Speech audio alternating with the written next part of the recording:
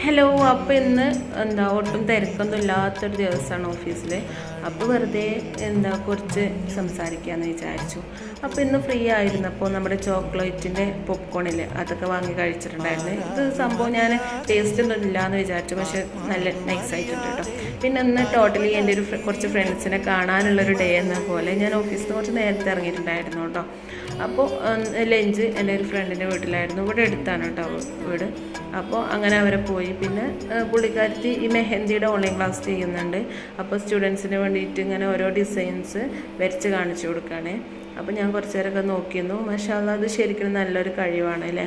നമുക്കിങ്ങനെ നമ്മൾ മനസ്സിൽ കാണുന്ന കാര്യം മെഹന്തി കൊണ്ട് വരയ്ക്കാൻ കഴിയുക എന്നുള്ളതൊക്കെ പിന്നെ ബേസിക്കായിട്ട് പഠിച്ചു കഴിഞ്ഞാൽ എല്ലാവർക്കും സിമ്പിളായിട്ട് ചെയ്യാൻ പറ്റുന്നൊരു കാര്യമാണ്. പക്ഷെ നമുക്കതിലൊരു ഡെഡിക്കേഷൻ വേണം. അങ്ങനെ ഞാൻ കുറച്ച് നേരമൊക്കെ നോക്കിയിരുന്നു. നല്ല രസമാണ് കണ്ടുകൊണ്ടിരിക്കാൻ കേട്ടോ. ഇടയ്ക്ക് ഈ സൈഡ് വരയ്ക്കുമ്പോൾ ആ സൈഡ് എടുത്തതൊക്കെ മാഞ്ഞ് പോകുന്നൊക്കെ ഉണ്ട്.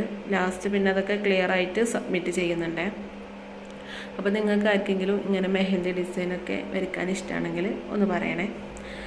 അങ്ങനെ ഞാൻ കുറച്ച് നേരമൊക്കെ സംസാരിച്ചിരുന്നു. കുറേ നാൾ കൂടിയിട്ട് കാണുന്നതുകൊണ്ട് തന്നെ ഞങ്ങൾ കുറേ സംസാരിച്ചിരുന്നു കേട്ടോ. അതിന് ശേഷമാണ് അങ്ങനെ ക്ലാസ് തുടങ്ങാനായപ്പോൾ ഞാൻ പറഞ്ഞു ക്ലാസ് കളയണ്ട, അത് നടക്കട്ടെ എന്നൊക്കെ പറഞ്ഞ് ഞാൻ കുറച്ച് നേരം ഇരുന്നിട്ട് പിന്നെ ഞാൻ ഇറങ്ങിയിട്ടോ.